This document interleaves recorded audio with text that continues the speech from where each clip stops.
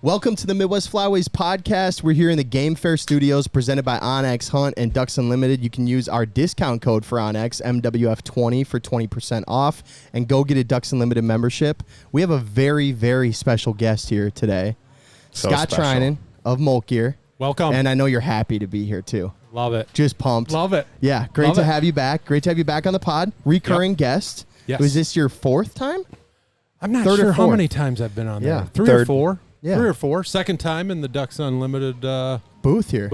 Yeah, Looks man. Great. Thank you. A lot of people have loved you coming on due to how much knowledge and how much you analyze birds. Right? Well, they always say that they learn a lot on the podcast that you come on. Well, great. So I appreciate you for being you. Yeah. Well, Could, thank you. Could do a little less sass, but I do sass. Well, you know, when you're late and people are waiting, you got to give the sass. You give all the sass. Joey's walking around with a lemonade trying to figure out where his billfold is. You know, it's 11 o'clock in the morning. Just I know. stole the lemonade. I know, Yeah. dude. Yeah. I know. Well, Scott, I know you have a ton of cool new stuff going on, and so I just want to hear a little bit.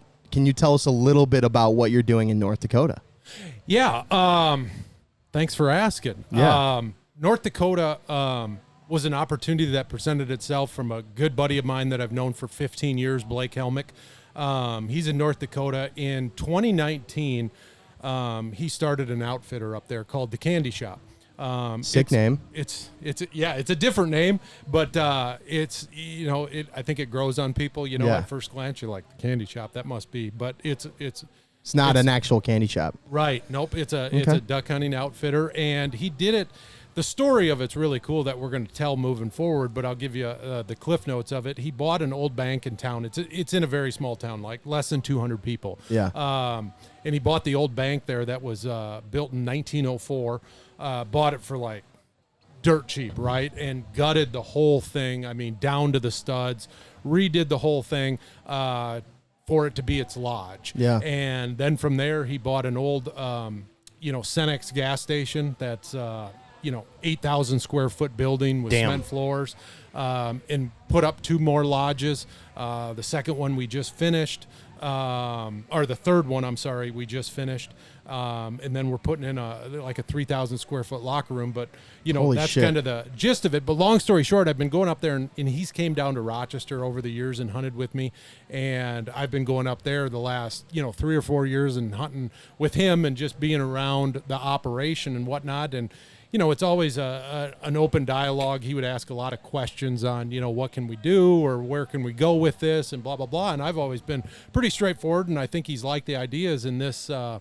After winter, he asked me if I was interested in, buying into the outfitter with him. And at first glance, it's like, whoa, I've Easy, bud. easy, bud. I got it for 22 years. Yeah. Got 3 kids, another business. And, so I said I would think about it. And the more I started thinking about it, the more it just kind of made sense. And, first of all, the location, it's about 5.5 hours from my house, so it's not terrible. Yep. Second, the time of year that is their hunting season and kind of the guiding season is October and early November, which Not awesome hunting here. not in southeast Minnesota anyway. Yep. So the timing worked out. And then also kind of where I see, outfitting and guiding and the service in general, where I think it should be heading. He totally agreed with it and wanted to move forward in that direction, which is, purchasing our own land. If anybody's been to North Dakota lately, it's just a sea of red on Onyx. There's a lot of electronically posted land. And, as an outfitter, I think my goal was you want to be self-sufficient. You want to have all control of what you can control. And the biggest thing is land. Yeah. We're just like everybody else up there, whether they come to freelance or they come and hunt at the outfitters that are up there. We got to ask permission to hunt, and there's some long-standing relationships with farmers up there. But at the end of the day, I know I grew up on a farm. Every generation that passes, the new generation is They got different ideas a lot of the time. They got different ideas. They're more business oriented, you know. So we just want to be self-sufficient, and that's kind of what we're moving forward to. But yeah, exciting opportunity. I'm really excited about it, and can't wait to get up there this fall. Yeah, man. And it's interesting just because obviously everything in North Dakota is changing a little bit right now. It's changing a lot. Yeah, and I thought we could talk a little bit about that. So obviously they changed your ability to go up there and just kind of do whatever you want. Yep. So now you actually have to pick the zone you're going to hunt, and you get 2 7-day stretches. You can't hunt the same zone for both of the stretches. Correct. So you still get your same, 14-day allotment, Yep. but now you have to be way more specific. Right. Do you think that some of that probably won't hurt guides and maybe will help them in some ways? What do you think about that? I think, from just from a guiding aspect, our longest clients in this year are 5 days. Sure. So when you go to clients, not a lot of them are hunting over 7 days. Yeah. There might be the exception, but for us personally, it's 5 days. But the zone thing, if you haven't looked at the North Dakota zones, they broke it into 6 zones, like the Northwest, North Central, Northeast, South, 6 zones, kind of divided in the middle of the state. And it's sectioned off pretty mathematically portioned, There's same not size like, about. Yeah, same size. So, yes, if you are an outfitter and you're like on a line of a zone, that's going to get tricky. That's what I was going to ask you about. Yeah. Yeah. Fortunately for us, the way it's zoned, we don't hunt west of the line, and our zone goes down to the border, and then we don't hunt really north of the line. I think Blake said last year there was 1 or 2 hunts that were outside the zone, but so for us personally, it's fine. I can't speak for all outfitters up there. It could be a dicey situation where they've always been on a line. Yeah. So repeat customers cannot come at the beginning of the season and then the end of the season if they're in one correct. zone. If they come up twice, which all ours, again, are 5 days max, and we don't have any repeats just throughout the same we're year. full. Yeah. Do you feel like that was the right move for them to do? Because the reason why they're doing it is pressure, right? Well, the first thing you always look at is the resource. How is our resource handling the pressure, amount of guys? And obviously, there's certain areas of North Dakota that maybe it's late in the year, maybe it's early in the year that just have more ducks than the other parts. Yeah. And I think, personally, this might be the unpopular comment towards it, but I think it's good. We got to think about the resource. We're dealing with duck numbers that are down. We're dealing with water that's down. You got to look at the resource, and you look at what's north of there, Manitoba. You got to draw. You got to look at what's south of there, South Dakota. You got to draw. Yep. So I still think at the end of the day, people should be.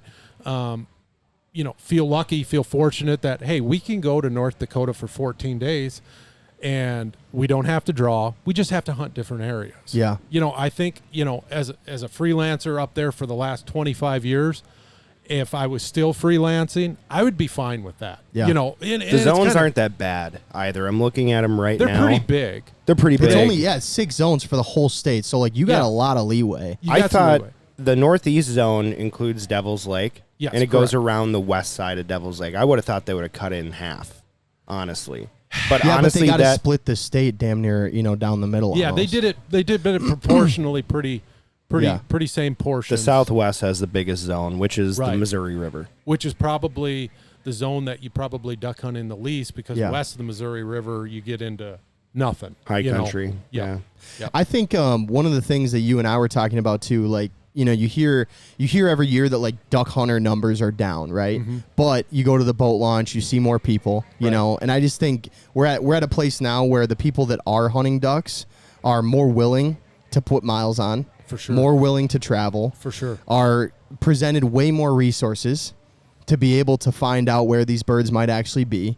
And so I do think, in my opinion, we have to start controlling some of that. Yeah, because what you're seeing with waterfowl across the board, whether it's ducks, geese, snow geese, you name it, they're getting more concentrated. Yeah. Back in the day when the geese came across, Minnesota, they were in every small town. The town I grew up in Manorville, we would have a local population of, a couple hundred. But once the migration started, we'd get like 3,000-4,000 geese that would sit down on the river down there. Yeah. Now they don't. There's maybe 300 geese in town now. So a lot of the geese, a lot of the ducks, they're finding safety. They're finding, a safe place to live. and that's becoming more concentrated. Yeah. In refuge systems, in towns, and what that does is that draws more hunters together. And you're right on the resources. We're all connected by our phones, and we can reach out and touch people that, hey, do you want to go to an average spot, below average spot that's 10 minutes from the house, or come join us that's an hour and 15 minutes away? We got a banger lined up, so you're just the birds are getting more concentrated. And this is anywhere too, any state I travel to. And the hunters obviously go where the birds are. So that's concentrating them as well. So as there might be, less hunters than there used to be, those hunters are congregating as well. And more serious.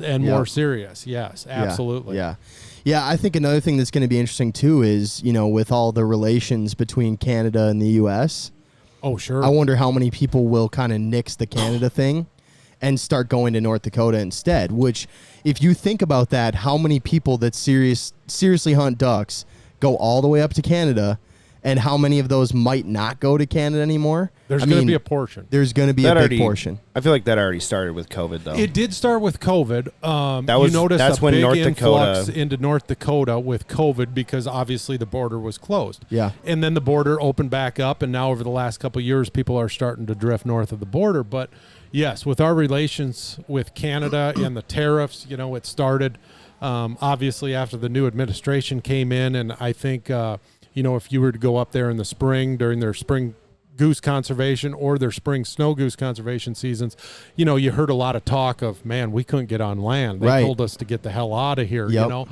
I don't know if that's calmed down a little bit. I had a buddy that runs an outfitter up there, but he's ran an outfitter up there for 25 years. So he's got relationships. He's got relationships with the farmer, personal relationships, and they were okay with everything moving forward. But is he an American? He is an American. Yeah. Yep, but he's also known those farmers for 25 years. That's what I mean. Now you have a guy that, is asking a new farmer he's never talked to, freelancing. He's from Minnesota. He's from Georgia. He's from wherever. Yeah. I feel it could be 50-50. It might be worse. It might be worse. It might than 50, be worse. You know, so it's going to be interesting to hear the feedback on that, because that was one of the sectors up there that was hit pretty hard with tariffs, was their agricultural industry. And obviously you're asking farmers, yeah, I'm an American. I voted for this. Maybe, I mean, if they ask or something, and can I hunt your land? And they might say, get the hell off my property. That's right. So it's going to be interesting to see. And the back question to that was, could that put more pressure on North Dakota? Yeah. Absolutely. Yeah. It sure could. Because you can still go wherever in North Dakota for 7 days. Next time you come up, you got to try a different zone. But, you could see a lot of freelancing in North Dakota for sure. When we were in Canada last year, I went and talked to a guy. He was farming. Every time I looked on the iHunter app for like Canada, it kept saying the same name. I was like, okay, I just need to go and talk to this guy. A giant farmer. The first thing he asked me when I came in through his door, they were eating dinner. He goes, come on in. Come in. He's like 75. He goes, you're American? I go, yep. He goes, who'd you vote for? Oh, wow. That's the first thing he said. And I'm thinking to Who'd myself, you want me to vote for? and I'm trying to read him, and I'm reading the room, and the wife and the daughter are smiling, like just waiting for me to say the wrong answer. And I'm like, okay, they're probably liberal up here, and he's just staring like dead into my soul. Yeah. I go, Trump. And he goes, good, because if you would have voted for that bitch, I would have told you to get out the fuck off my property. And I'm like, came strong. Whoa. I mean, he was right there. And I'm like, glad I told the truth, Sure. Golly, but I had no idea. But that's the first thing he said. This episode of the Midwest Flyways podcast is sponsored by OnX Hunt. And if you guys aren't using OnX Hunt, then you are wasting a ton of your time. You can use our discount code MWF20 for 20% off your OnX discount. So go get yours today. Elite membership or state membership. Use our discount either way. Thanks for listening. Yeah, and now though, now that all the tariffs have happened, now the question might be reversed. It might be a different deal. Exactly. Yeah. The Green Party. Yeah, exactly. Yeah, exactly. Yeah. I didn't vote. I'm libertarian. I'm libertarian. I was hunting that day. Yeah, exactly. I'm libertarian. Yeah, libertarian. Yeah, I think another thing too to think about with that is like all the different changes that they're making in Canada to support some of the outfitters. Because these guys buy a zone. Right, and then territories, and then a lot of dudes show up and freelance in their zone, and I think that it's it's sort of a double-edged sword a little bit because you're bringing in business, like people going up. I mean, if you've been to Canada or you've been in Saskatchewan, like it's like North Dakota but more desolate. Sure. There's like less towns, there's less people. It's Your neighbor could be 6 miles away. Yeah, you might have to at any point you're driving for sure an hour almost to get to a city where you could like buy a license potentially or whatever. So I know that Americans going up there is like bringing business into Canada, but I don't know how much they give a shit at this point. I don't think they do. Yeah. I don't think they do. I get that vibe. I don't think the farmer does. No. I got a stat here. Yeah. In 2005, 70,000 hunters, including 49,000 Saskatchewan residents, spent a total of $107 million on hunting, covering travel, equipment, accommodation, and more. Yeah, but you just said 70,000 and 49 of them were from Saskatchewan?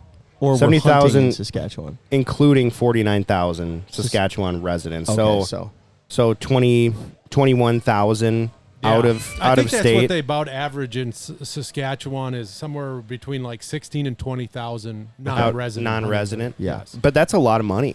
And that's a lot of money for places that normally wouldn't have that kind of influx of money. It is. And Saskatchewan's not telling you can't come hunt. Right. We're talking about the farmer that is going to let you hunt That's or not. the problem. You know, so Right. That's the problem. Yes. Yeah, and you're right about like farmers as they change over generation becoming more and more business savvy. That's happening in Canada too. Oh, 100%. 100%. Yeah. Meeting like young farmers up there, getting permission or talking to. Last year I talked to this guy that goose field we just didn't end up hunting. Yeah. His son, he was right there too. And he's like, "So you paying for this or how does this work?" His dad was just like, "Yeah, whatever, man, go hunt it." You know, and his son was in the barn and he's like, "So are you paying us or?" Yep. And I'm like, each generation it gets passed down, it gets a little bit tougher. Yeah. For sure. Yeah. And they're all thinking about how much their dad has struggled to run the farm and all the little things. And it's like, yeah, it might only be a little bit of money here and there, but those guys are going to maximize all those options. Yeah. Well, they know the liability and how much the ground's worth and all that. I talked to this really cool dude. He was like honestly amazing. That's why one of the reasons why I love Canada is all the farmers that I had talked to out there were just awesome, salt of the earth, awesome they're people. awesome. One guy immigrated from Germany because he used to have a family farm in Germany, and then obviously it's really hard to farm in Europe. Obviously, it's not like a whole lot going on there unless you're in Ukraine farming for wheat, because that's where most of the world's wheat comes from. I don't know if you knew that. It's kind of wild. It's the breadbasket of Europe. Crazy. And so he was telling me how much acreage costs in Germany versus in Canada. Obviously, it's a huge difference. And he was just talking about like the business practice of everything. And I'm like, you are extremely intelligent. Like these farmers, not that they weren't ever before, but there's just so much more technology now and like how the markets work and so much more is available. So they're just, this guy was on it. Dude, these tractors these guys are harvesting with are $1 million. Oh, yeah. I mean, For nothing pulling behind it's it either. crazy. Yeah. Right. Yeah, they drive themselves, Yep. It's nuts. Yep. So yeah, Very they're robotic. Yeah, it's a different deal now. Probably don't even need to be in the cab at this point. You don't need to be paying attention. No. I wanted to ask you your opinion on this. I had talked to this guy recently, and he said that he kind of thought that potentially one of the fixes that we could have for people getting so congregated and traveling and, filling up boat launches for locals and all this stuff is in order to get your license in another state, you'd have to pass a test. So like when you go to buy your license, there would be a full test about rules and regulations and all the different stuff you can and couldn't do. What do you think about that idea? You think we should start implementing that throughout the country? Well, I think anybody that hunts in general, whether you hunt waterfowl, turkeys, deer, whether you fish, you should have a perspective of the heritage and the rules and the regulations. It's crazy. I don't know about when you guys got it, but when you got your gun safety, I would have to go to the St. John's Church every Tuesday night for like 2 months. I had to do that too, yeah. Yeah, and for like 3 hours Yep. each stint. Yep. Now, I think you can just go online and pass a test. Yeah. Yes. I don't even know if you have to show anybody you can handle a gun. Nope. You know No. what I mean? I had Drill Sergeant JT Absolutely. screaming at us about gun safety. Absolutely. Yeah. Absolutely. And you see it. You can notice it, the younger generation, how they handle their guns. It's like, whoa, this is a live firearm that can do damage, But, and I think that's the way it's changed. And, part of me says we got to get back to that. Like, there should be a history test, a law test. Yes, I mean, something, maybe it's in your own state or a general oversight. I mean, people don't even know. There's a lot of prominent waterfall people up on this hill that don't even know the 4 flyways. Yeah. They don't even know the 4 flyways. Like, oh, we're in the Central Flyway, right? It's like, no, we're in the Mississippi Flyway, you know. But also to the flip side of that, we're down waterfall hunters. You don't want to just like restrict people so much so that they have to draw, and if they get drawn, they have to take a test, and if they take a test, then they have to do a physical test. You're keeping people away from the sport. Yeah, I hate to restrict opportunity in any regard, but there has to be a balance of, people have to know how to respect the farmer's land. They have to know that they have to ask permission. They have to, what's plots land in North Dakota versus, non-plots land and stuff like that. There has to be a balance to that, to where people are educated and understand everything from the history of waterfall to where they're at to what they're doing, to not limiting, not just saying, hey, you got to take the ACT before you go hunting as well. Yeah, so I wouldn't be opposed to it, but I also don't want it to get it to the point where too regulated, turns people off from hunting, because we need all the waterfall hunters we can. So people like, Ducks Unlimited, Delta Waterfall, they can keep doing the missions they're on, because a lot of that funding is stamps, state stamps, federal stamps. A lot of our conservation dollars obviously comes from hunters. Yeah, I have a hard time with it just because I feel like hunting and fishing is their God-given right. And the fact that I have to pay for it in the first place just kind of blows my mind. If I'm like doing it to sustain my family, it pisses me off that I need to pay the government $27.50 to go get a fishing license. It pisses me off, but at the same time, you hear so many bad stories and you hear so much like tragedy that happens. Someone accidentally gets shot. Someone gets stuck in the middle of the lake. They drown. Well, they had or we stuff shoot like all that. of our fucking ducks. They in the United had States. your era.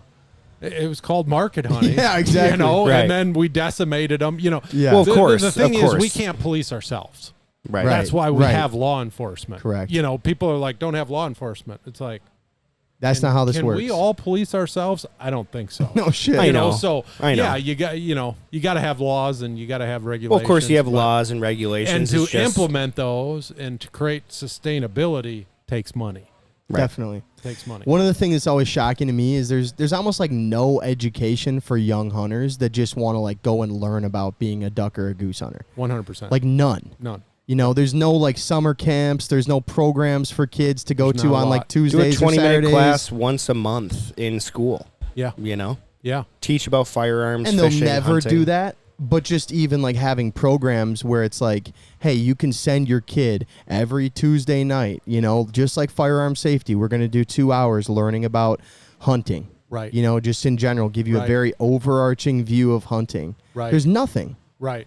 There's nothing. My wife is a high school teacher, and I always ask her, the different curriculums that are available to kids in school, and do any of them pertain to the outdoors? Yeah. Like anything? Do they? Is there a nature class? Camping, hiking, you would anything. probably ask 120-year-olds or 18-year-olds if they could identify an oak tree. I would say no. No chance. I'm going to say less than 5. No chance. So just simple things in life that are in the outdoors, Yeah. from the animals that live there to what they eat. I Yep. mean, it's kind of all sports, all electronics, and outdoors are kind of getting left behind. Here's Yeah. your 30 minutes of recess. Yeah. I had the choice of retaking chemistry because I failed it in the first week, and That's she's odd. like, "You're screwed if you Didn't try to even let redo him this." finish the class. 1 week she was like, Right. get out. She's like, "You're in trouble," and I was like, Right. "I know that." And she Yeah. goes, "If you want to pass your senior year, you either have to retake chemistry and like get a tutor, or you can take AP Environmental Science." I'm like, "Easy, AP Environmental Science." Sure. It was a great class. Learned Yeah. all about the Right. outdoors, or learned about Yeah. pollution, learned about how cyclical our planet is, and like carbon dating, or where they drilled into Antarctica to see like different sediment layers to see what the temperature was in those years. It was really cool. Yeah. And I understand like the whole environmental side of everything, but it's a little too much, Yeah. The pollution stuff is wild. Right. What we're putting in the oceans, rivers, we have tolerances for how much shit you can put in the Mississippi River. Right. That's why That's wetlands, so upsetting, dude. That's why wetlands, an average like 1 acre wetland can filter like 7 million gallons of water. Yeah. You know, Epic. That's what people don't understand is that in Ducks Unlimited is starting to drive this mission home to all donors now, just not waterfowl hunters, is how much wetlands, potholes, sloughs filter water from everything, from pollution, from chemicals that farmers put down. So it's not just important to the ducks, it's important to us as society. Yeah. You know, like a species. Not just duck hunters. Yeah, exactly. There's a section of land out in western Minnesota where everyone, you go and ask for permission. They had signs in their driveway that says, "Will not give permission to hunt. Ask your governor." And it's a very prominent area for hunting. Okay. And so then I finally talked to one guy who was cleaning his deer in his front yard, and he had the sign. I was like, "Hey, you need some help?" He goes, "Yep, I'm not going to let you hunt though." And so I was talking to him about it, and he said that the government is, or the DNR, I don't remember exactly who is, but they're making them put in some sort of plant life that filters water, like the runoff of their chemicals from farming. Buffer strips. Thank you, Carter. Buffer strips. Putting in buffer strips, and they're so upset about it that they're being told what to do with their land, but all that water is going to the metro, going into the Mississippi River at some point, and it's ruining everything, and these guys are so pissed. It's like 50 yards from a water source and in, so they're losing, I don't know, it depends on how big of a farmer, but like anywhere from 10 to 100 acres, you know, that they can't plant now, and they're very upset. Right. But at the same time, like, that's for the greater good. Yeah, we don't, you know. But they've been doing it for so long. It's that same thing. It's so long. You know, their family has been on a operation system for some of them 100+ years. Yep. And so you're going to go in there and start telling them, no, you're going to make less money actually, and you don't have a choice. There's subsidies. Yes, there are. For sure. Yes, there are. You know, just the fact that, I'm going to get paid, but I got to do something different to my land makes them mad. Yeah. Which I get it. Being told I don't what like to do. being told what to do. Right. You know? Right. It's my property, and you're going to tell me what I can and can't do. Yeah. Right. I would be very happy. Are you going to guide in North Dakota? Like, are you going to actually guide? Me personally? Yeah. No. Okay. We've got a crew of guys that will take care of that, and I'll go along with them every once in a while, but no, probably more, a little more of the logistic sides and scouting and stuff like that. Sure. So, yeah. But I'll be out in the field, but not like as helping, but not necessarily like full head guide. Yeah. So have you like considered how long you would think you would actually continue to do Molt Gear? Guys, I don't know if you knew this, but our podcast is sponsored by Ducks Unlimited. Ducks Unlimited has done so much for ducks and habitat in our nation. So go and become a member, spend $35 a year. You're probably going to get a really cool gift. One year I got a vest. The stuff is awesome. But if you want to, you can go on ducks.org and become a member. But you can also see the projects in your area to see what they're doing for ducks habitat in our nation. for sure. Yeah. For sure. Do you know what you think that would look like? It changes all the time. Yeah. You know, it's listen, it's a lot of long hours. Yeah. But I never felt like it's work. Sure. You know, I love making duck and goose calls. I love going out to the shop and just putting the ear pods in and going to work for X amount of hours a day. Listening to a documentary. Something like Yeah. that. Yeah. I love that aspect of it. Is it monotonous work? 100%. Yeah. Like how many glacier rushes do I got to make today? You know, you make the same goose call all day long, you know, and you tune the same goose call all day long, but never have I complained that this is what I do. Sure. Do I try to find different avenues to substitute for Molt Gear? Yeah, I have. And that's one thing about, you know, with the North Dakota stuff now is that as much as I enjoy doing duck and goose calls, I think over time I'd like to tame it down a little bit. Yeah. You know, and start doing other things that I enjoy, you know, because it takes up a lot of the hunting season, takes up you know, a lot of family time. Like this weekend, kids are going back to school next week. You know, you got this is my 19th And year you're at up Game Fair on Friday. 19th year. Next year will be my 20th year up here of having a booth and doing seminars. You know, Crazy. so again, not complaining about any of that, but maybe tampering it down a little bit over time, just so I can enjoy more kid stuff. I can enjoy more hunting. I don't feel like I pressure to get X out today, tomorrow, the next day. And I've switched up some of my stuff with vendors and stuff like that, and online where it's like, hey, get the order in by now. It's the last order of the year for vendors. You can't reorder. I've turned off my website for some times. Started a couple of years ago. That's really nice. So just stuff like that. Yeah. So yeah, for sure. But I love doing it, and I think I'll always do it in some capacity. How much? I don't know. Yeah. Yep. Yeah.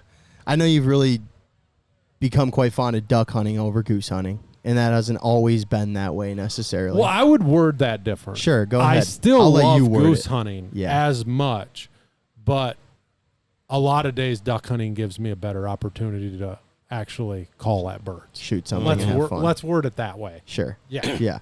So in that sense, are you going to go a little harder with some of the duck calls you've been making?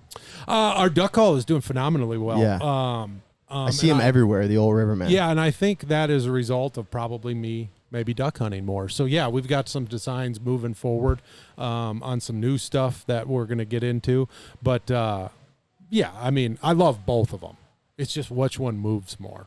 Yeah. Which one flies more. If it's snowing out in Rochester or cloudy with a good wind, I'm going goose hunting. If it's sunny and with a good wind, hopefully I'm going duck hunting, you know. So I still do both, but it just seems like with today's goose and today's weather, the ducks are moving more. Yeah. Yeah. Geese, it takes a lot.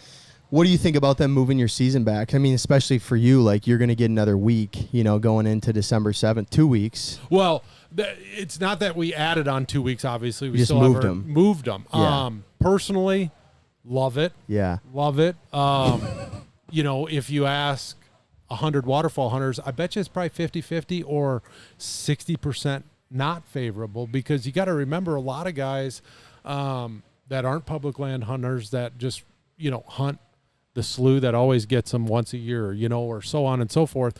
You're taking a lot of teal and a lot of wood duck out of the equation in early October. And if you go down the Mississippi River in the backwater in early October, there's a lot of wood ducks. Yeah. You could go down and get your wood ducks, and a lot of guys enjoy doing that. Heck, I did it last year. Personally, if you say, hey, you can shoot wood ducks early October or mallards after Thanksgiving, going with the mallards. Yeah. So personally, I love it. I don't know where it balances out. I know they're going to do it for 2 years and try it out, which they did do it in 2017 and 18. Okay. Somewhere right around there. Might have been 19, but I think it was 16 and 17 or 17 and 18. Okay. They went to the they did a week, till duck season went till like December 1st or 2nd. Now they backed it up Even further. 2 weeks. So, and like I was telling people, I said, wait, we can go till December 7th, which in the last 6 years would be unbelievable. Yep. But this year, we're going to have a real winter. We're going to be frozen 100%. out November 15th. For And they're going to be sure. gone. For sure. Which would be great. They're probably going to get there October 10th, too, and we're all going to be sitting there drooling looking at them. Yeah. But, That's fine, just though. the I'd way to rather go. have a month to hunt them than 5 days. Sure. know? Absolutely. Absolutely. So I'm not disappointed about it, but I wonder how the balance would be across the whole, because you got to remember, it's not just southeast Minnesota, it's southwest, south central. A lot of those places have teal and wood ducks that come through or are raised there early in the year that they probably, would like hunting. So it'd be interesting to find where they went with that. I'm telling you, if they just sold 2 different styles of licenses, Sure. River. that'd be epic. A river zone. Yep, a river zone, or you can just decide But also, your you gotta season think doesn't about start that. until October. Everything we think about that would be awesome as waterfall hunters is probably very detrimental to the resource. Like, could you imagine if they had just a river zone, right? You could buy it and it went till December 15th. Everybody would be there. How great would that be for the resource? That's why you look at North Dakota. You got to move zones, take pressure off the resource. So, yeah, you could implement a season. Yeah, it'd be great to, hunt geese in Minnesota in February and March when they're all coming back up to nest. Wouldn't that be Right. awesome? Is Yeah. that good for the resource? Probably not, but it'd be great for us. Be fun. So everything you think of that's good, the balance to that is it good for the resource? Probably not. So, Yeah. yeah. But I It's- agree with you.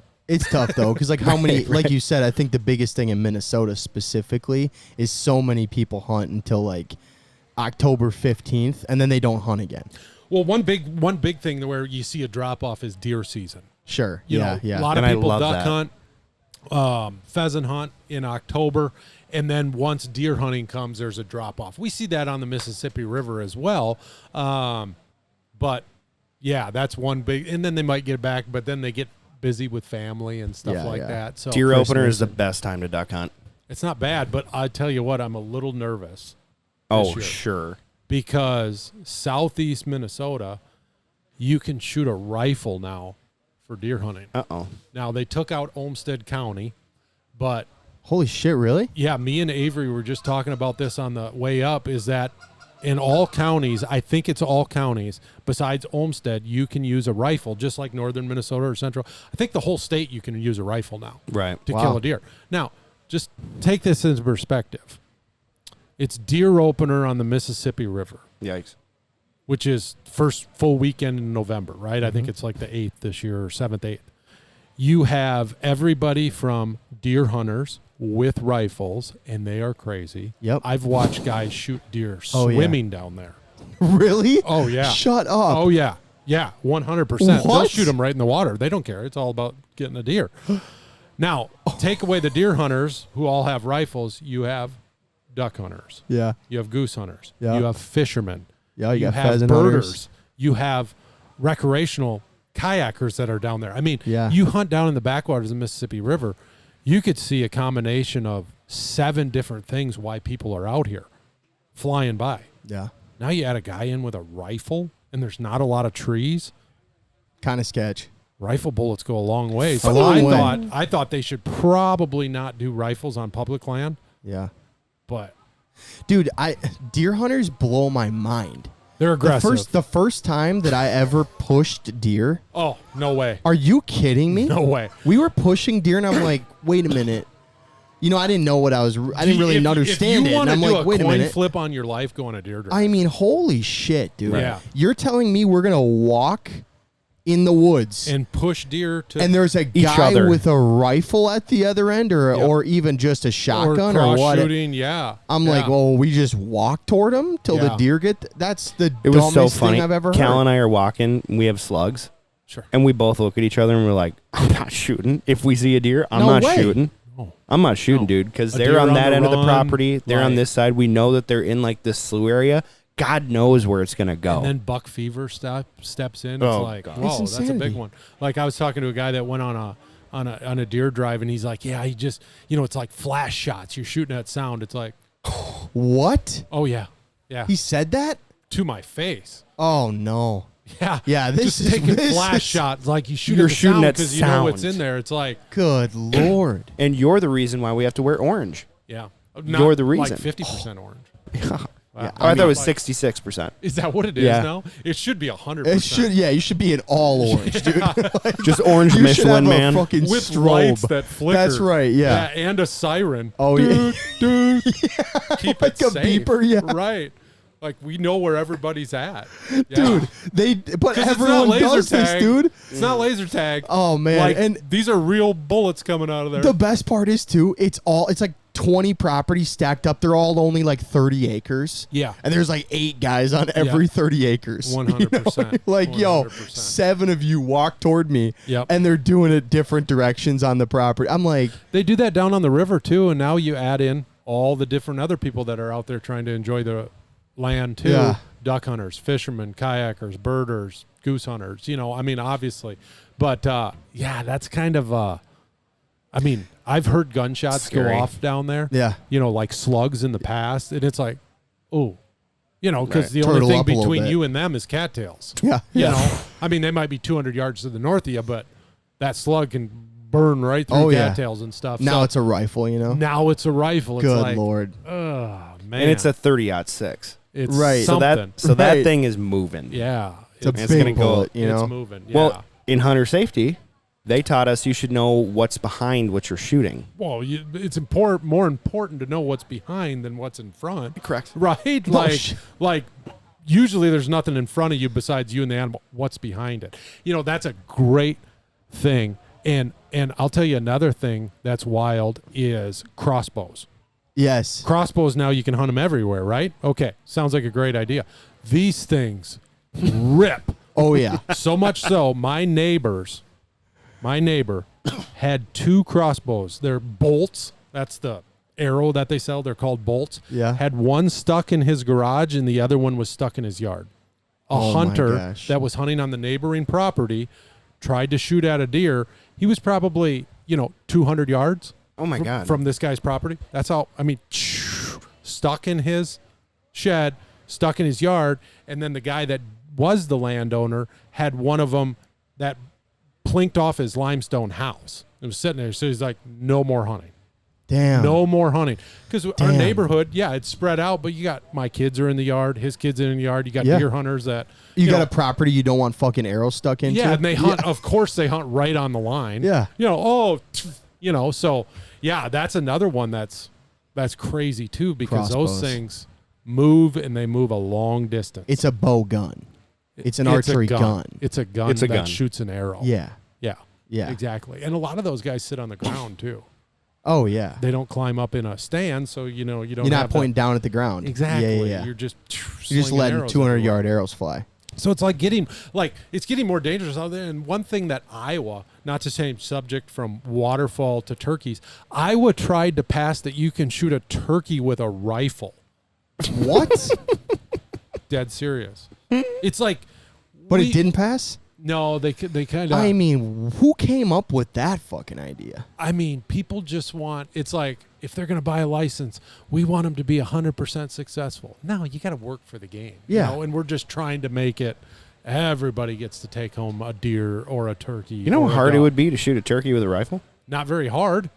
Just No, drive if you around and miss- step out. If you miss, dude, that thing's going. Well, You're going to kill someone. Oh yeah. You're going to kill someone. 100%. Like, can you imagine hunting public ground? Everybody's No. hunting turkeys with You wouldn't. rifles. No, you No. wouldn't. Just What are we AR-15s. doing? What are we AR-15s. doing? Yeah, exactly. Can you use it? I mean, can you use that for deer hunting in southeast Minnesota? No, it has to be 224 or above. Isn't that correct, Carter? Or no, you can use a 223, can't you? I believe so, yeah. You can use a 223 and above. Doesn't that sound fun?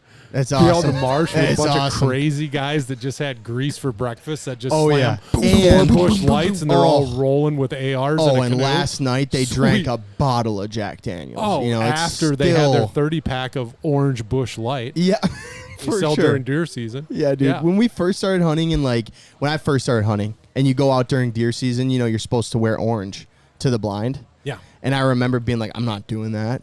Yeah. And I remember Joey being like, yeah, no, you are going to do that because You people are. are Scary. fucked. Like, People are watching you move in the dark Yeah. for a flash shot. they're looking I'm for shooting any at the sound or sound. motion, dude. You ever read the Cuffs and Collar report in the Outdoor News? No. Dude, one of my favorite things to do is read the mid-November Sportsman's Outdoor News, the Cuffs and Collar report. Yeah. Because in the back, all of the DNR officers in their areas, they'll report the tickets that they gave out. Oh, shit. Dude, Oh, it's no, I don't wanna read that. Oh, llamas, horses, cattle. Just Shut getting up. blazed. Oh, yeah. Yeah. 100%. What? Yeah. Llamas? 100%. Horses? Yep. Dude, what do Read you, 'em. I mean, how much trouble should you really be getting in if you shoot a horse? The best was a llama that was shot and gutted. Hey, I don't know if you knew this, but our podcast is sponsored by First Light. Now, we've been wearing First Light for 2 to 3 years, and let me tell you, the stuff is absolutely incredible. The merino wool, the wader pants, the all the hoodies, the furnace hoodies, everything that they make for waterfowl is just seriously so great. And now they also have the Forge waders out. So go and check those out. The stuff is incredible, guys. Oh, no. What? Yeah. They gutted a llama? Yeah. That's where you go, uh-oh, and turn around. Yeah. Or you go and find the No, I landowner. think, you look at a llama, it's like, well, that's kind of close to a deer. Yeah. It's a lot of fur. Do yourself a favor. Get an Outdoor News Yeah. I'm mid-November gonna. after the first gun season. You will see some stuff. That's so crazy. Yeah, it's great. Love Yeah. it. Read it No, for I years. can't believe they even let us hunt. Some of the shit that I see deer hunters do, I'm like, so yeah, when you ask, should we have to take a test? Yeah, probably. should have to for take a safety. fucking What's test. crazy is not more people are hurt. for sure. But there's still every year, Right. as soon as deer season's open, you're going to see like 5 or 10 stories of people getting shot in the first 2 weeks. Yeah. A lot of people turkey hunting now, fanning, stuff like that. So it's dangerous, man. Can be. People don't think about it. It's like you said with the young guys too. Like I see that all the time. One hand on the gun, pointing it anywhere they want. Right. It's like it's not a gun. Right. A lot of people shooting hens during spring turkey season. It's like, man, the first rule is to identify your target. Yeah. That's the first rule in gun safety. Identify your target. Yeah. So if we don't know the difference between a tom and a hen, probably shouldn't be doing it. Need tests. Well, what's even worse than that, Joey? What was the number on percentage of when they have early teal season here? What's the percentage of wood how dog many of them slaughter. are actually teal? 2. Again? There's quite a few rainbow teal that get shot. Yeah. I don't remember. Carter, you could probably look that up. I thought it was like 40% of all Absolutely. birds that died weren't teal. I can't even believe it's higher than that. Yeah, it might be higher. It's than that. unbelievable. That is the wood duck slaughter in Minnesota is early teal season. Yep. Yeah. I remember you'll have wood ducks fly over, go into the next spread. Yeah. And they'll do it all morning. They they Yeah. didn't even identify the first one was wood ducks. They're like, oh, look at this wood duck. This teal's full plume. Really red. This and teal, white and Oh yeah, dude. How many Instagram posts have you seen where they get taken down where it's shot a bunch this morning? First comment. Yeah. Hashtag you shot wood Molt ducks. Gear. What? Yeah. Hashtag Molt Gear. Thanks, Jay. Stats Hashtag Midwest put out- Flyways. The stats put out by the MNDNR is less than 10%. Bull. Bullshit. Bullshit. Yeah, There's I'm gonna no call way. bull. There's no way. I I love how they clarified it. Oh, it's less than 10%. How the hell is it even 10%? Yeah, I don't know. It's bad. Well, people don't know what they're doing. There's no education. Right. I guess it hasn't really affected you, but what I've noticed in the last 10 years on duck opener, ever since we restarted the teal season, or I think it's the first time they've done a teal season in Minnesota, like early teal. Like the September 1st through the 5th. Mm-hmm. Yep. That I've noticed all of our big ducks head north. So when we go to shoot duck opener, it's mainly teal. That's like the only thing around. Yeah. Have you noticed? Like, I don't. Well, are you'll you see- really like a duck opener guy? Not really. I didn't really just feel like you because of were. the amount of people and mosquitoes and stuff like that. Yeah.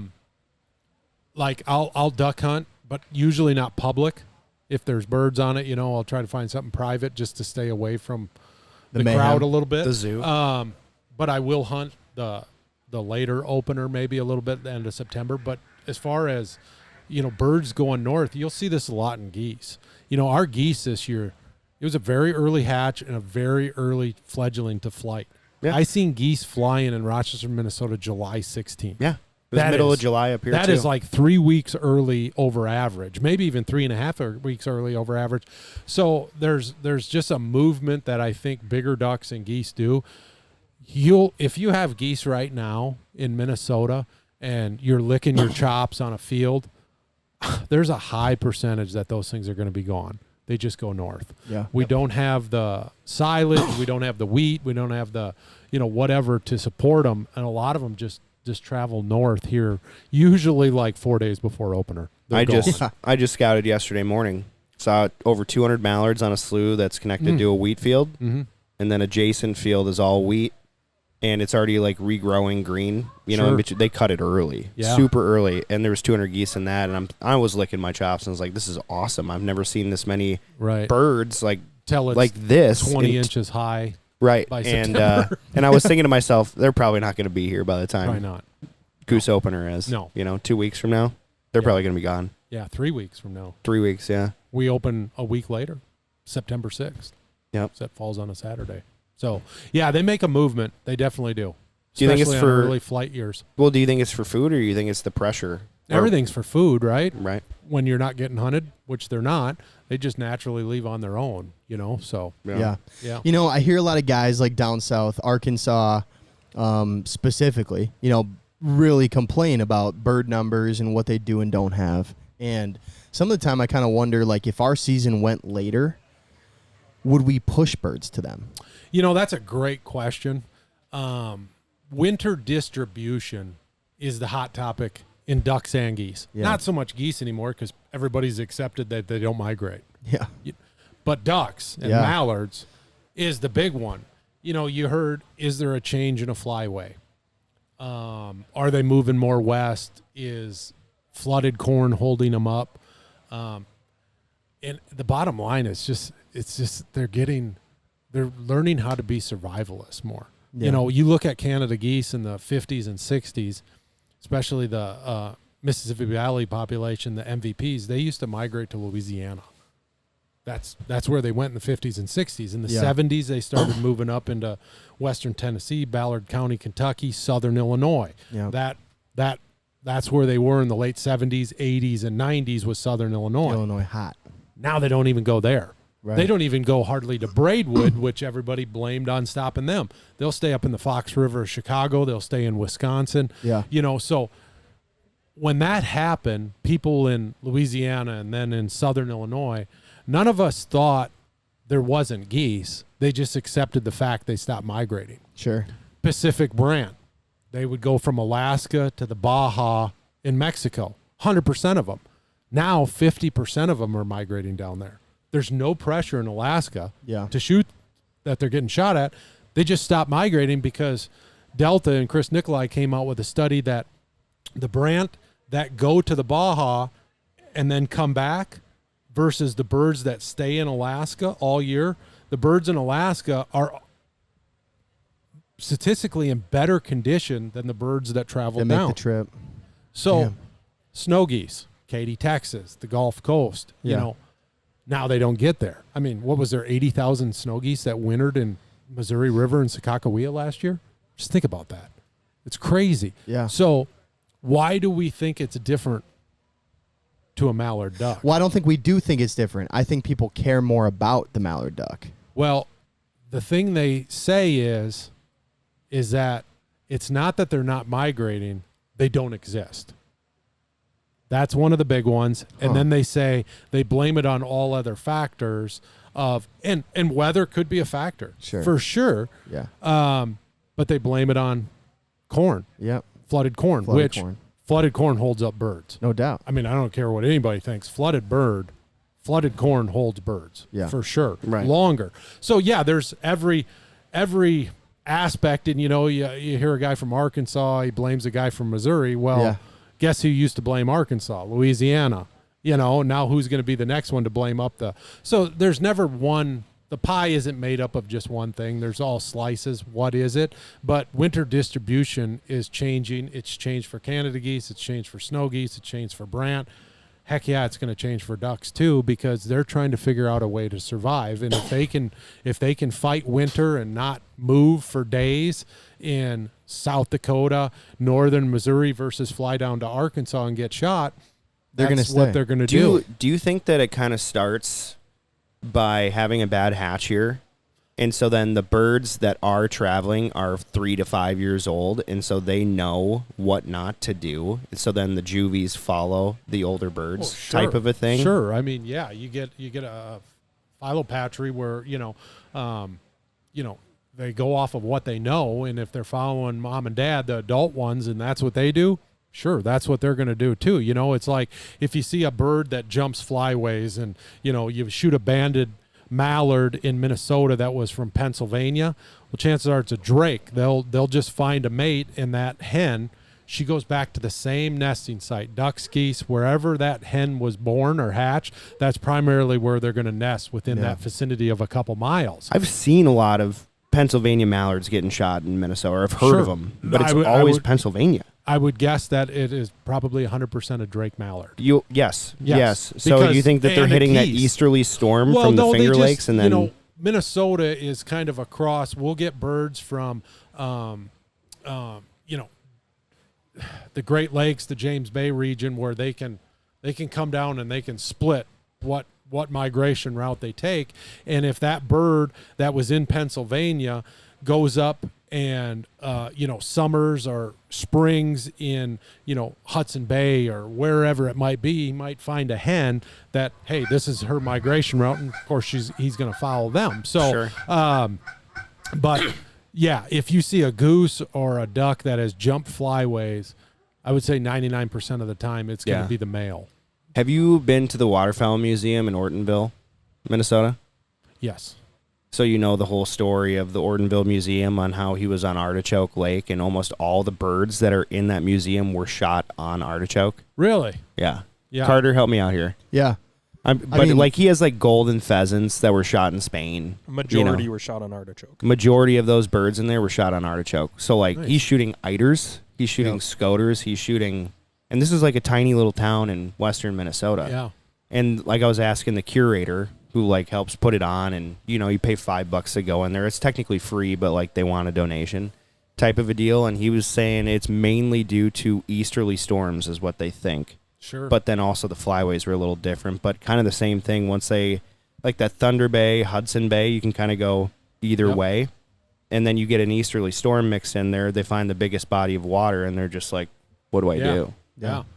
Yeah, wind drives migration for sure. We get a lot more geese in Rochester when we got a hard west wind, and ducks on the Mississippi when we have a hard west wind on migrating days. Yeah. For sure. One of the things that I was going to bring up, I don't know if you've seen some of the numbers, but like in the Atlantic Flyway, they're starting to estimate that up to 50% of all mallards Are genetic. they're farm raised. 100%, yeah. And Old the age. studies that are now coming out about those birds, they think that's affecting migration a lot too. Well, 100%. So, back in Europe, I think it goes back to all the way to like Julius Caesar would have farm raised mallards. That's how they had mallards or wanted to hunt or what they were eating. So, the Atlantic population of mallards, they're nesting, they took a dive. Yeah. They took a dive, I don't know if it was 25, 30, 40 years ago, and they just weren't getting the mallards. They weren't getting the ducks on, especially around the Chesapeake Bay that they normally got. So out there you have massive farm-raised mallards. Yeah. I mean, there's guys that blow in the World Goose. I think, is it Bobby Heim? I think he works at one. Okay. And I believe, don't quote me on this, I think they raised like 200,000 farm-raised mallards. Holy Good. shit. God almighty. And they just let them go, and they fly across the pond, and the guys with a lot of money get to shoot them. Good Lord. Right. Okay. So what has happened with that, from my understanding, is obviously they don't kill them all, No doubt. so they're out in the wild, Yeah. and I think it's as far west as Michigan.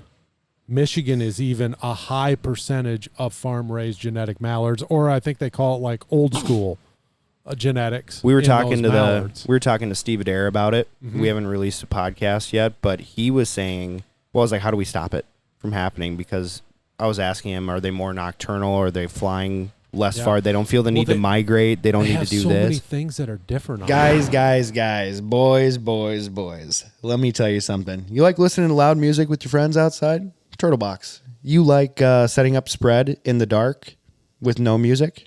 Don't get Turtle Box. You like having some enjoyment on a job site? I was just doing it today. I was building a deck, had the Turtle Box out there, was jamming my heart out. You have the Ranger. It has a magnet strip, so if you're golfing, you can put it on there. You can put it on the side of your truck. If you're like me and you're dumb, you can stick it to anything metal, and it plays music for you. They also have the original, and then they also have the Grande, which is almost too big and too loud. So, guys, go check out Turtle Box. Like they don't sift like a northern mallard does because they're used to eating grain. So when they get on water, they can't sift.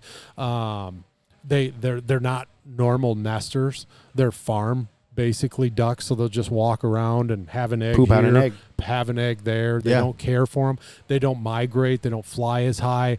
They're real subject to like when weather hits. They're like, what do? We just sit here. They don't migrate. And I'll tell you what, this is a crazy story. There's whether it was one of them or not, there's a significant appearance difference in them. Last year we were hunting down on the Mississippi River, and Nickum was with me, and we had 3 mallards. All 3 of them came out. They were singles, like in a row. Drakes? Like Drake mallards, about 3 minutes apart. Man, they were like end of November or middle of November before the season closes. You don't have very many ducks that are just flying like cattail high. Yeah. Like Right. they should be, Up in the avoiding pressure, For sure. But these 3 mallards, they came out really low. Kind of moving really slow. Their wing beat seems slower, than, Kind of lackadaisical. And they just bombed right in. Of course, we shot them, right? Yeah. went out and picked the first one up, and I should have videoed this or posted about it. I mean, the white butt, the size of that mallard, it was almost like a triangle. If you looked at the head to the butt, it was almost like a triangle. Really? I mean, it got so wide and so fat, and you're just looking at this, and you're like, there's no way this is a normal mallard. Yeah. Yeah. 3 minutes later, here comes another one and does it. 3 minutes later, here comes another one and does it. We shot 3 of them that day, and we shot more what you would call a mallard. Yeah, yeah. And it was just a wild mallard. It was just visually Side by side, it was insane. looked like a goose to a duck. Yeah. Did you take a picture of it at all? Wish I would Should've, have, but yeah. I felt like I had shot them like all the time. Yeah. Like, oh yeah, but then it's like, man, you're really looking at these, and I will, because we'll shoot some of them down there. But what I've heard is that Michigan has a lot of the genetics. The Great Lakes population of mallards, there's a lot of old school mallard genetics. Yeah, yeah. in And that's where I saw one of the bigger tests that they had done or studies or whatever was on Lake Michigan. Yeah.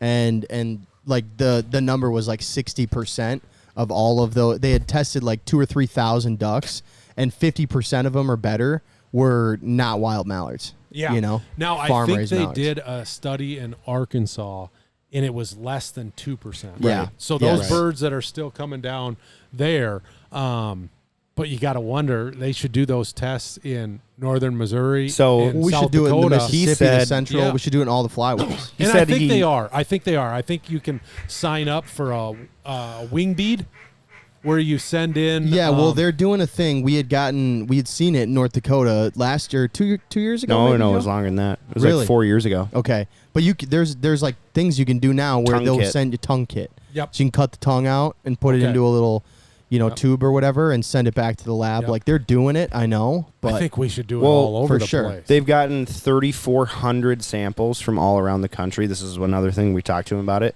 It's really prominent from like Michigan over. Everywhere else though, there's Well, like it's less than 5%. Yeah, but you got to think it's moving. It's got to Totally. move no, well. Totally. he's saying it's not.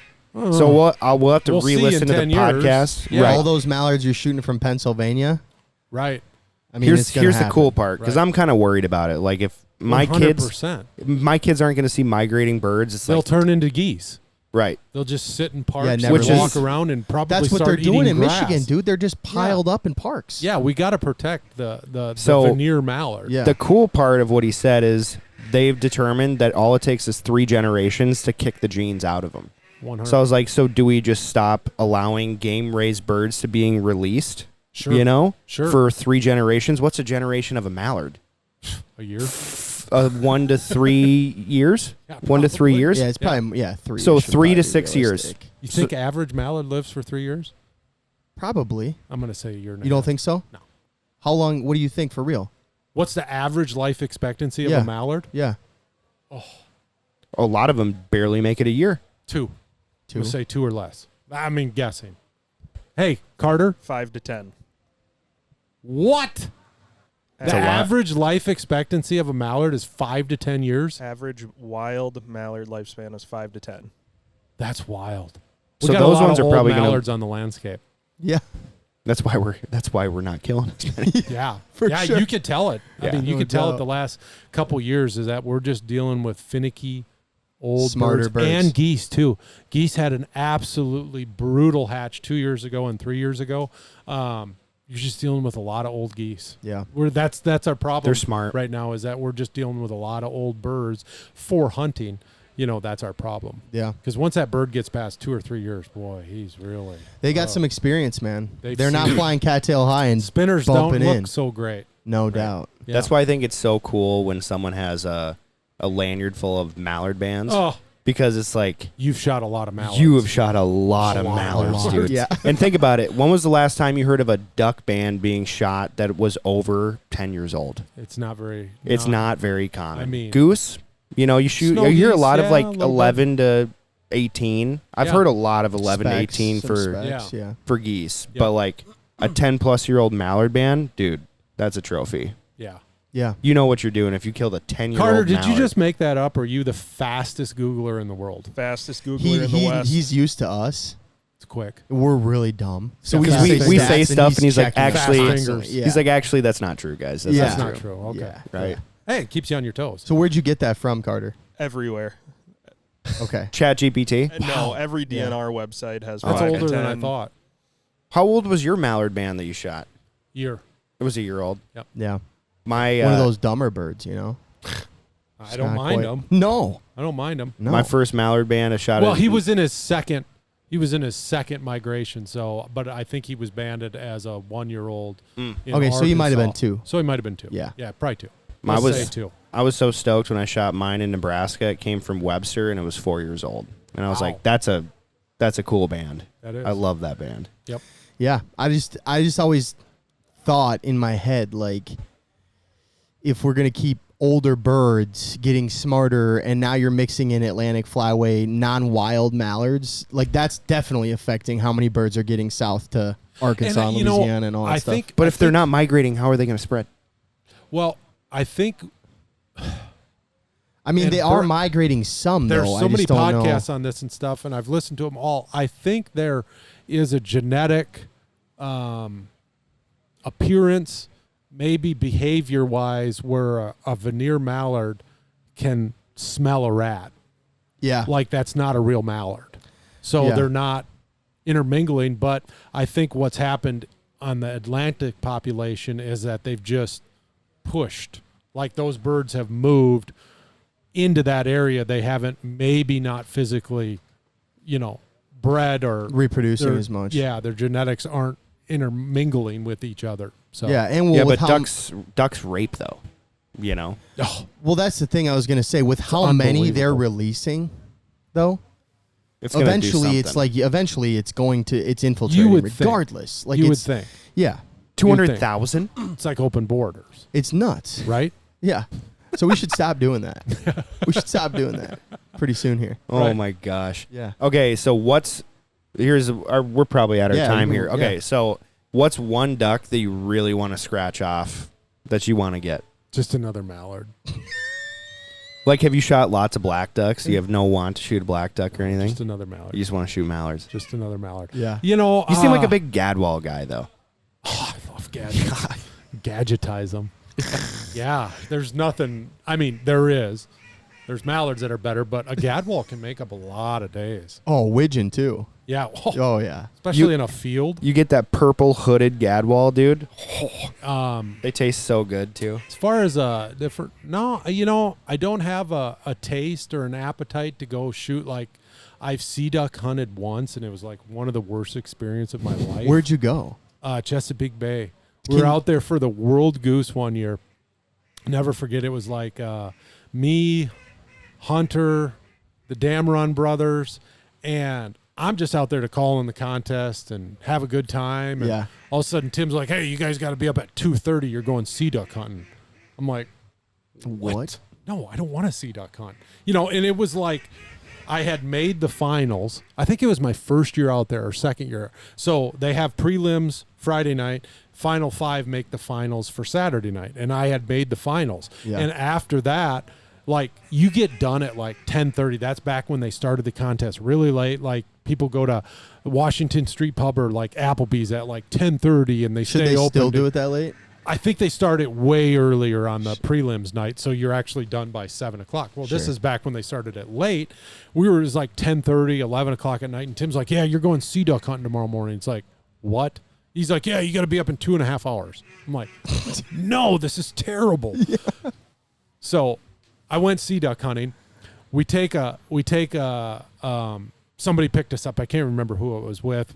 Got a license, whatever. But we crossed the bridge and we came into Tillman Island. And at Tillman Island, if you've heard people talk about it, it's kind of like the place where you would find somebody with a hook in their arm that's a pirate, And it's like we crossed this bridge and they're like, "Go in there and get waterman boots." I'm like, "What the hell are waterman boots?" They're like, "You'll see them." So I'm like walking into this store, the 4 of us are that's going sea duck hunting, and this store has like a light that's like swaying. Yeah, and oh, it's yeah. like this old I like creep open the door and it's like, and I open the door and there's like 2 guys in the back drinking coffee and I swear one of them has a hook. He was just hooking his styrofoam cup to drink the coffee. And I like step in there and I'm like, "Do you guys have waterman boots?" And they're like, "Yeah." And you look around And it's like, they're just white boots. Just white rubber boots. I'm like, okay, these are Waterman boots. I don't really need these. They aren't going to help me, but I bought a pair of Waterman boots. Okay, so then we go out onto the Chesapeake Bay, and I'm like, how far are we going? They're like 11 miles. Oh, I'm like, God. Oh my God. and we're just in this 23-foot boat that's white, and we're just bouncing, and the bay was rolling that morning. I'm like, oh my God, the Damrons and Hunter were sick. They're like in the corner, and Yeah, I'm just yeah. like staring at the little speck of shore that I can see not to get sick. So we're sitting in this 23-foot boat. He throws out these Y boards that are painted like whatever we're shooting, and you just shoot. And then after you shoot, you got to shoot them 5 more times because they'll dive. Yeah. And you're like the percussion on your ears. I was never so miserable like on a hunt in my life. And it's like, oh, I'm never doing that again. So my appetite for sea duck hunting Sure. is minimal at best, probably in the negatives. Yeah. So I have seen some black duck shot, never shot one before. But other than that, just a mallard guy. So I just more mallards. More Yeah. mallards, please. More like mallards. Yep. More mallards. Yeah. No, after shooting that cinnamon teal, it kind of like re-sparked because it was just perfect. It was January. So it's got the black belly and it's got the bright blue wing. I mean, it's red. It's a gorgeous bird. I'm like, man, this makes me want to like travel to certain destinations. Sea duck hunting, I got really scared on Lake Michigan. It was sketchy, man. Yeah. Doing that experience, it was sketchy. And I'm like, ugh. I'm like, should we be wearing life jackets? He's like, no, you'll get hypothermia by the time we get you back to shore. I'm like, I'm out. I'm out on If you fall in, you won't need the life jacket, bud. You're done. You're done. You're dying. I think why I say more mallards is because everything with waterfall hunting for me, and it's the same with turkeys, is for me to get depth out of it, I got to call them in. Right. Yeah. I got to call them in. Like, I want to blow my duck or my goose call. That's why maybe sea ducks and some of the other ducks I don't have an appetite for, because it's like, I know like the spinner is killing them, and I want to interact a little bit. Yeah. So maybe that's where the lack of it comes. Nothing Which against doing it. I totally get it. yeah. But there's like a gadwall you can 1000% call in with your duck call, a widgeon, a pintail. I love that shit. So if you can shoot 6 ducks total, 5 of them are mallards, what's your perfect bonus duck? 4 mallards. Let's not go over. Well, our let's limit go here in south. Minnesota. Let's go south. Where south? Mississippi Flyway. It's 4. Central. Oh, Central. Central So flyway. 5 So what's your perfect bonus duck to fill out? 5 green. What's the 6 duck? I'll take anything after that. I mean, pintail. Whichever one Widgeon. gives it up the best in response to the call. Which is usually not a pintail. No doubt. It's It's a Give me a widgeon. good cotton top widgeon. Yeah. Yeah. Yeah. Give me a widge. I love it. Yep. It's awesome, man. Absolutely. Well, thank you so much for coming on, Scott. We'll do it again. Do it again Music next year. started. Yeah, Yeah. we'll see you at Game Fair. Yeah. See you Awesome, game fair. guys. Thanks, man. Appreciate We'll it. see you on the next one. Hey, by the way, Scott, one more thing.